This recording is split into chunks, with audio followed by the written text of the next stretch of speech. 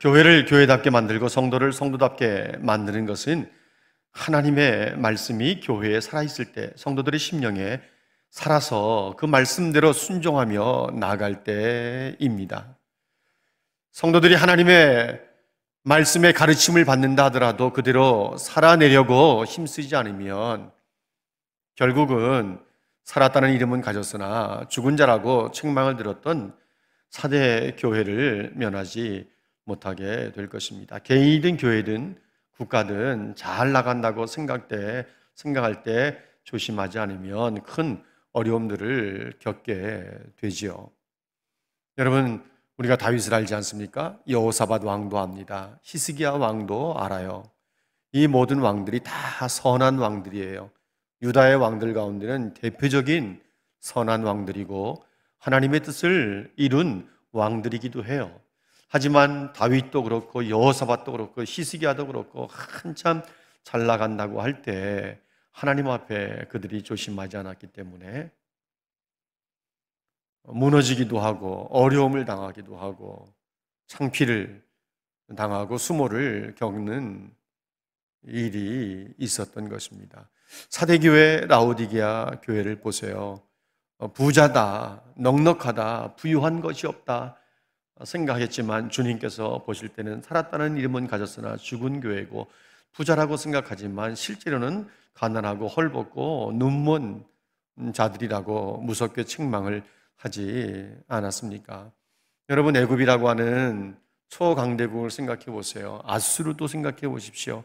바벨론 제국, 페르시아 제국, 헬라 제국, 로마 제국, 이 모든 제국들은 그야말로 한 역사를 주름잡았던 강대국들입니다.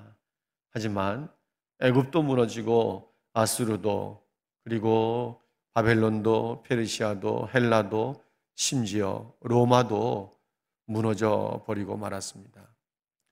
바벨론도 강대국이었는데 바벨론이 차지한 영역에 비해서 페르시아가 차지한 영역은 바벨론이 차지한 영역보다 훨씬 넓습니다.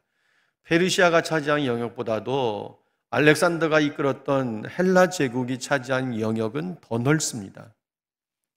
그런데 로마 제국이 차지한 영역은 헬라의 알렉산더 대왕이 차지했던 영역보다도 훨씬 더 넓습니다. 근데 이 모든 제국들이 무너질 것 같지 않았어요. 하지만 한순간에 다 무너져 버리고 말았습니다. 오늘의 말씀은 큰 성 바벨론의 멸망에 관한 이야기입니다.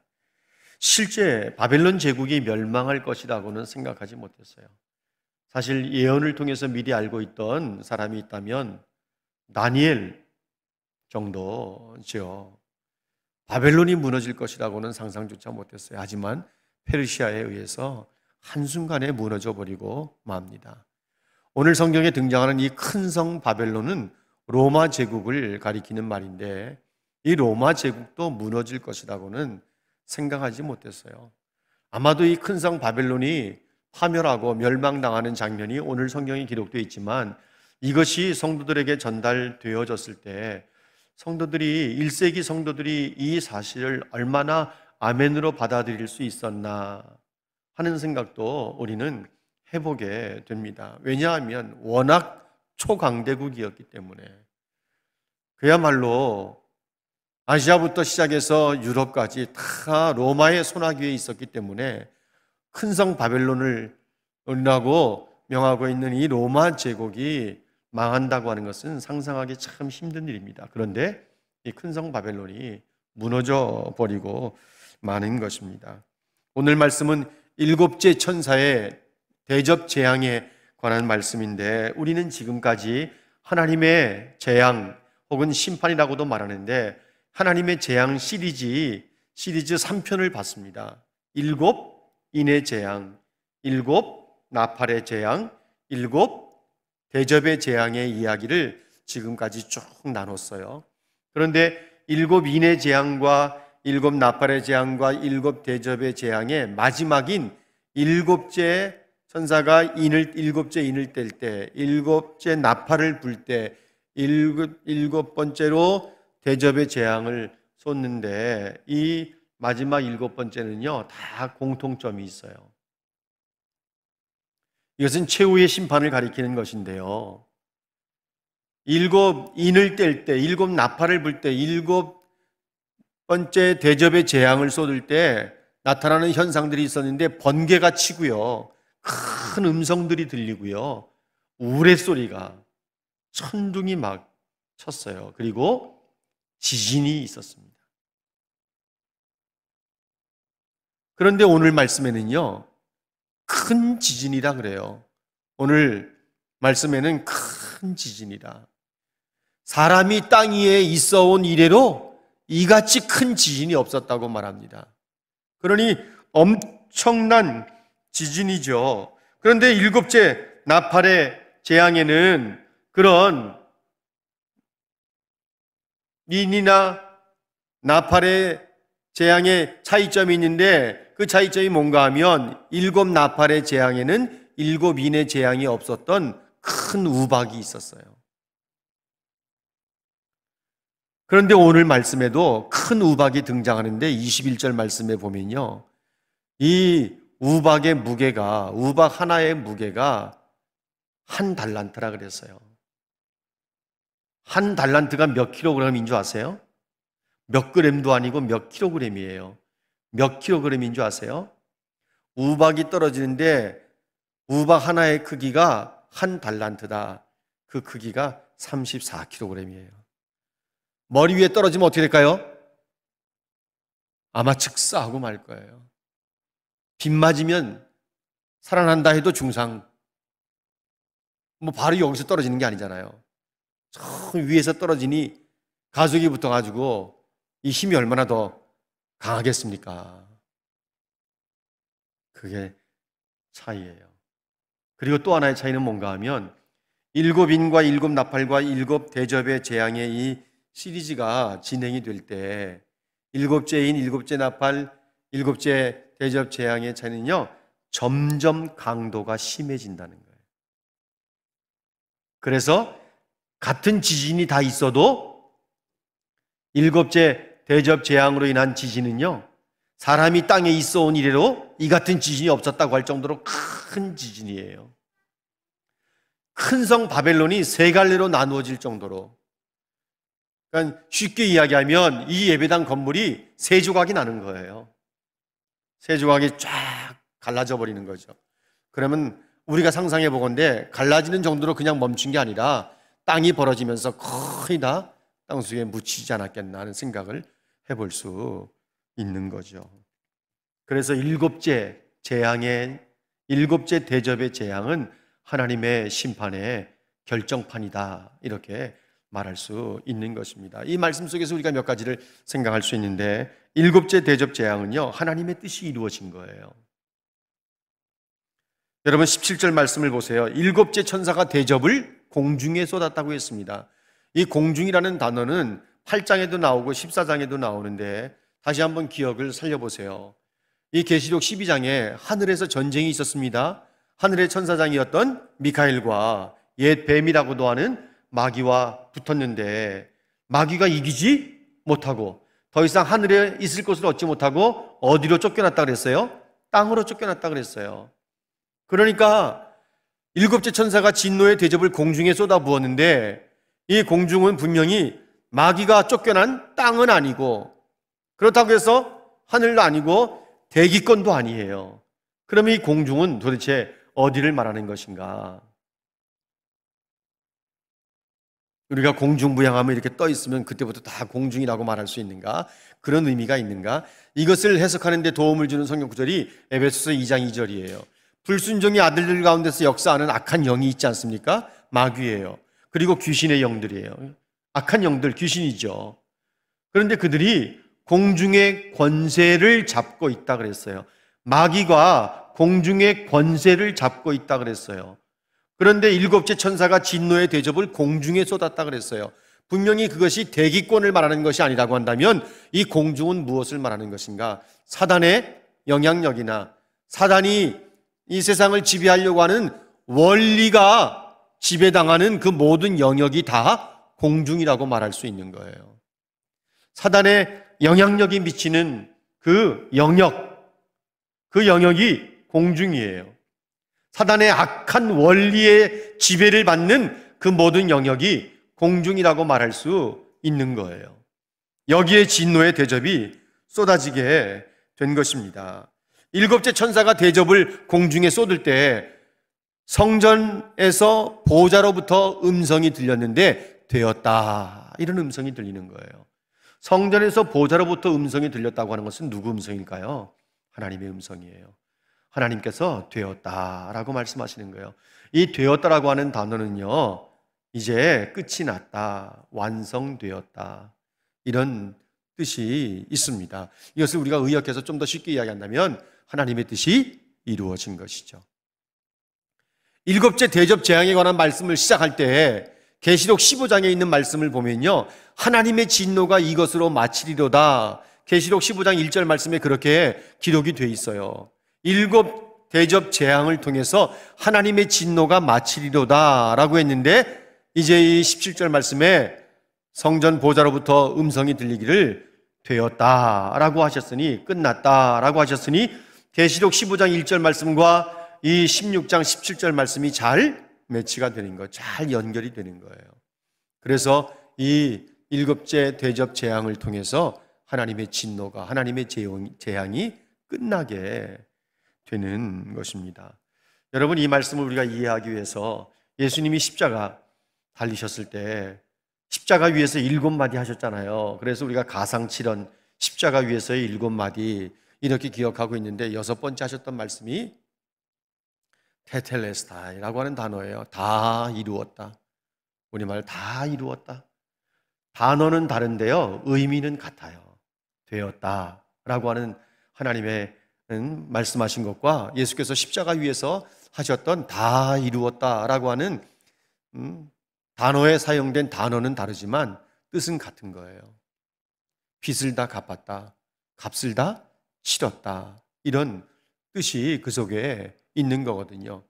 그러니까 예수님께서 다 이루었다고 하시는 것은 인간의 모든 죄값을 다 지불했다는 뜻이 담겨 있는 것이지만, 이 인간의 죄값이 지불되어져서 구속함을 받은 성도들이 천국에 입성할 때까지의 모든 과정에 대한 죄값도 다 주님이 십자가 위에서 지불을 하신 거예요. 그래서 십자가 위에서 주님께서 다 이루었다라고 말씀하신 것은 구속의 의미가 강하게 담겨 있는데, 오늘 본문 17절에서 하나님께서 되었다라고 말씀하신 것이 세상 큰 성 바벨론에 살고 있는 그 모든 세력들과 사람들에게는 재앙이고 심판의 의미가 담겨 있는 것이지만, 성도들에게는 구속의 의미가 담겨 있는 거예요. 그래서 이 말씀이 되었다, 끝났다, 완성됐다 라고 하는 이 말씀이 1세기를 살아가는 성도들에게는 굉장한 위로와 격려의 말씀이에요. 실제로 이 21세기를 살아가는 성도들에게도 위로와 격려예요. 사실 1세기 성도들, 로마 제국의 치하 속에 살아가던 성도들은요, 살아도 사는 게 아니었거든요. 삶이 고통이었어요. 사실 언제 죽을지도 몰랐어요. 늘 불안하고 고통스럽고, 그렇다고 먹고 사는 것이 넉넉하지도 못했어요. 일정한 때가 되었을 때 그들은 지하로 동굴을 파고, 우리가 알려진 대로 카타콤이라고 부르는 곳으로 그들은 동굴을 파고 들어가서 지하에서 삶을 거주할 수밖에 없었던 거예요. 단 하나, 예수 믿는 믿음을 지키기 위해서. 그런데 이제 그들에게 끝났다라고 하시니 얼마나 큰 위로가 되겠습니까? 이 말씀이 1세기 성도들에게 전달되었을 때 굉장한 위로와 격려가 되었을 거예요. 그런데 끝났다, 되었다라고 하시는 말씀이 떨어질 때 바로 큰 성 바벨론이 이제 파멸하게 되는 거예요. 큰 성 바벨론이 멸망하는 거예요. 오늘 이것이 우리가 나누게 될 두 번째 주제입니다. 큰 성 바벨론은 로마 제국을 의미합니다. 하나님을 거역하고 하나님의 백성들을 대적하는 모든 세력, 모든 나라, 다 큰 성 바벨론에 속해 있는 거죠.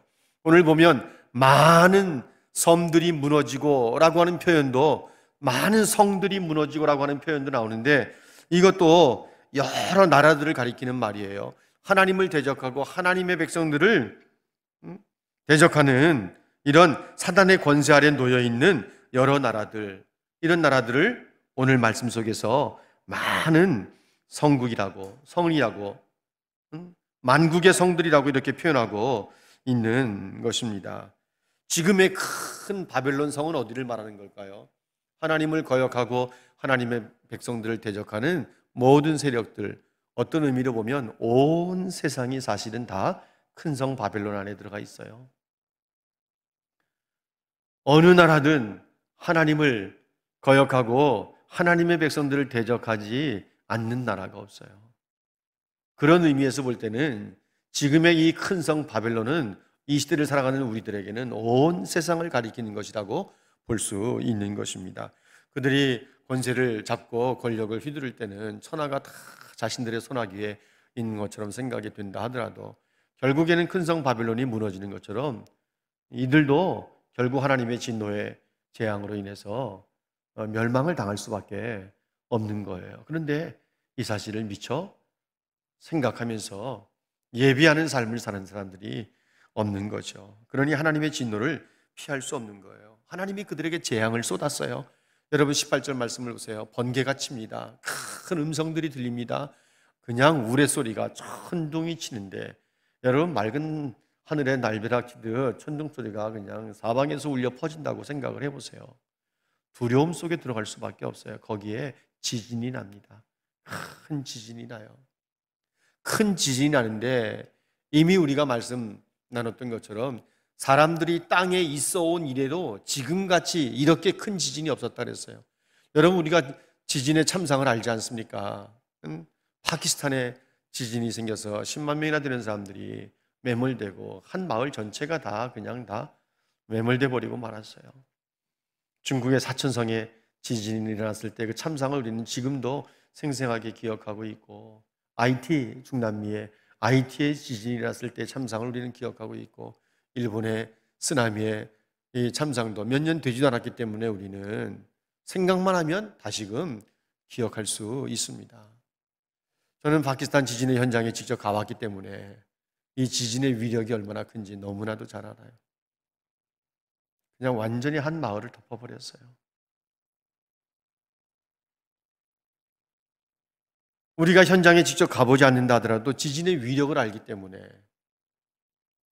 두려워할 수밖에 없는 거죠. 모든 것을 다 초토화시켜버리고 말아요. 하나님이 세상을 심판하실 때 자주 사용하는 것이 지진이에요. 여러분 우리는 무슨 판과 무슨 판이 충돌이 일어나가지고 지진이 일어난다 이런 거 몰라도 괜찮아. 그러나 한 가지는 분명히 알아야 돼요. 그게 뭐예요? 지진이 일어날 때마다 하나님의 진노고 하나님의 심판이다. 우연한 일 아니에요. 우연한 일이 아니에요. 하나님의 진노요, 하나님의 심판이에요. 심판이 지진으로 일어나니까요, 보세요. 한번 19절 말씀에 큰 성이 세 갈래로 갈라졌다 그랬어요. 엄청나게 큰 성이 3등분 돼서 쫙 나눠지는 거예요. 나눠지는 상태로 그냥 존재하고 있다면 살아볼 수 있을는지 모르지만 이걸 갈라지면서, 성이 갈라지면서 3등분 돼버렸기 때문에 이 땅의 간격도 넓어졌을 것이고 수많은 것들이 땅속에 매몰돼 버리고 말았을 것이라고 우리는 짐작할 수 있어요. 만국의 성들도 다 무너져요. 말씀드린 것처럼 이 만국의 성들은 로마 지배 속에 있는, 사단의 영향력 아래에 있는 그런 모든 나라들을 가리키는 말이에요. 다 무너져요. 여러분은 20절 말씀을 보세요. 20절 말씀에 보면 각 섬도 없어지고 섬들도 없어져 버렸어요. 산악도 온데간데 없어져 버리고 말았어요. 그러니 이 모두는 하나님의 진노에, 맹렬한 하나님의 진노의 포도주잔을 받은 거죠. 여기 하나님의 맹렬한 진노의 포도주잔을 받았다는 것은 그들이 포도주잔을 받은 것 자체가 하나님의 진노의 심판이라고 말할 수 있는데, 이 맹렬한이라고 하는 형용사를 붙이면서 하나님의 진노가 하나님을 거역하고 하나님의 백성들을 대적하는 이 큰 성 바벨론뿐만 아니라 만국의 성들에 대해서 하나님의 진노가 얼마나 무섭게 진행되는지 우리에게 잘 말씀하고 있는 거예요. 맹렬한 하나님의 진노의 포도주잔을 받음에 이렇게 말씀하셨어요.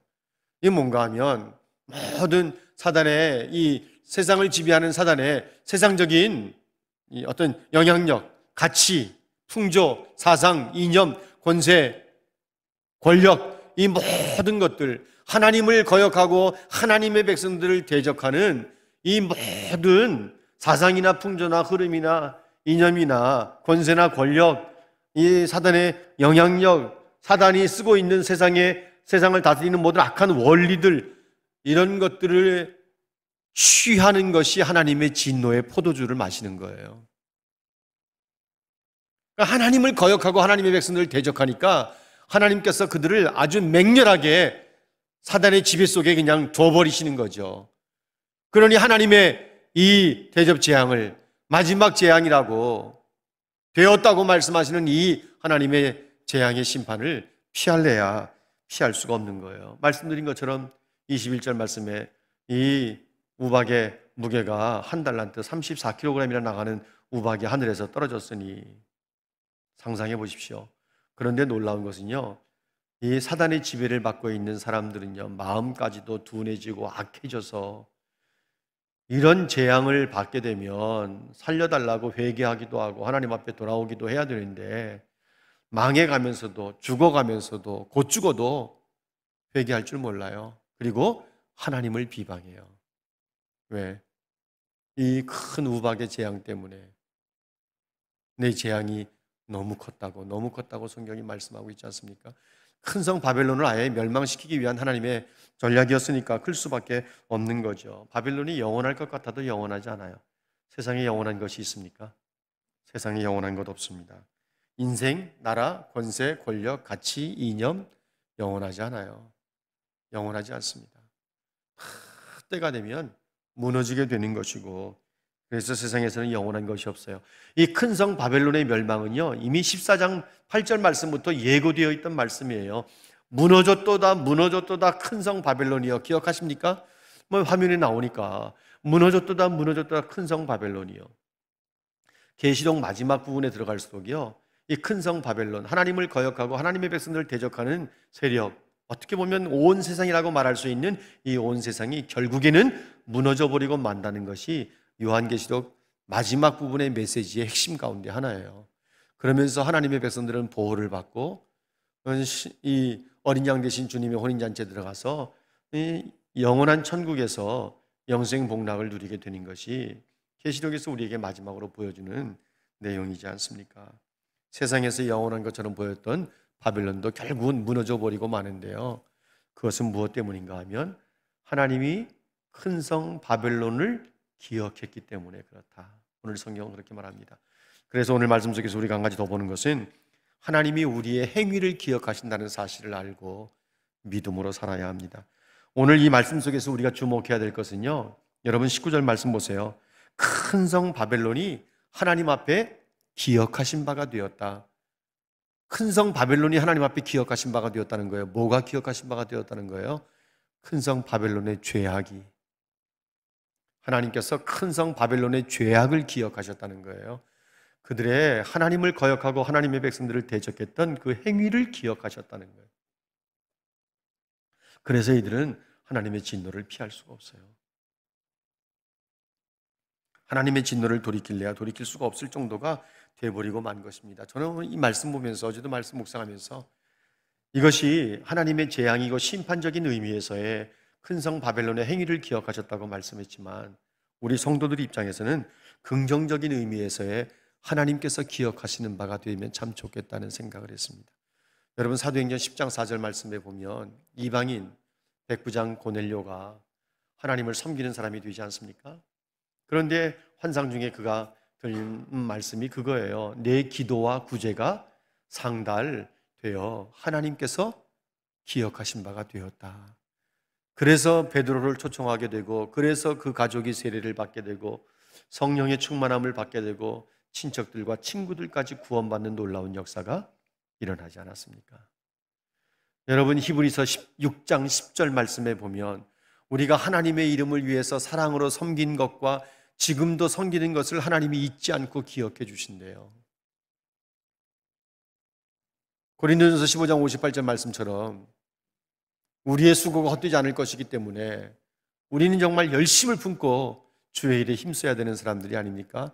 그런데 더 놀라운 것은 마태복음 25장 31절로 46절까지 있는 말씀 속에 예수님께서 천사들과 함께 오셔서 만국을 다 불러 모으실 때 목자가 양과 염소를 분리하는 것처럼 양은 오른편에, 염소는 왼편에 다 분리해 놓고 오른편에 있는 자들에게 임금 되신 주님이 뭐라고 말씀하시는가 하면 내 아버지께 복받을 자들이여, 이러면서 너희는 내가 35절 36절 말씀에 보면 너희는 내가 굶주렸을 때 먹을 것을 주었고 목말랐을 때 마시게 했고 나그네 됐을 때 영접했고 헐벗었을 때 병들었을 때 나를 찾아 돌아봤다. 그러니까 그 오른편에 있는 의인들이 뭐라고 말하는가 하면 언제 우리가 주님께 그렇게 한 적이 있습니까?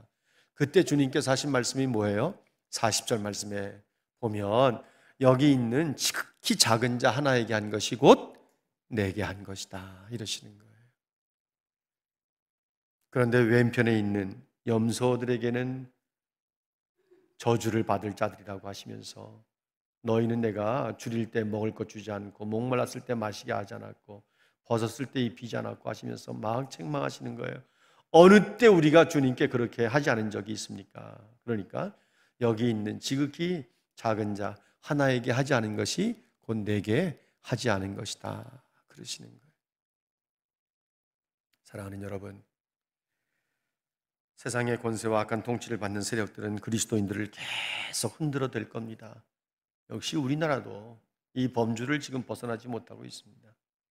기독교인들이 그렇게 반대를 해도 차별금지법 발의시켜 놓고 통합차별금지법도 발의시켜 놓고 국회에서 통과를 눈앞에 두고 있는데 여러분들이 톡이나 문자를 받으신 분들은 이 반대하는 일에 꼭 여러분들의 마음을 표시하셔야만 합니다. 우리는 이 한 주간도 영적 전쟁의 한 복판에 서 있게 될 겁니다. 치열한 영적 전쟁을 하게 될 것이고요. 그렇기 때문에 우리는 깨어서 경건한 삶, 거룩한 삶을 살아내셔야만 합니다. 세상에 영원한 것 없어요. 영원한 것이 있다면 하나님과 그분의 말씀과 오늘 찬양처럼 사랑이 영원히 남게 될 것이지만 큰 성 바벨론은 결국은 무너져 버리고 말 거예요. 세상 두려워하지 마십시오. 결국은 무너져 버리고 말 거예요. 골리앗 앞에 서서 맞짱 뜨는 것을 두려워하지 않았던 다윗처럼 우리가 세상 두려워하기보다는 믿음을 더 강하게 만들어서 이 한 주간도 믿음으로 여러분에게 주어진 삶을 승리로 만들어내는 하나님의 백성들이 되시기를 주님의 이름으로 축원합니다. 아멘.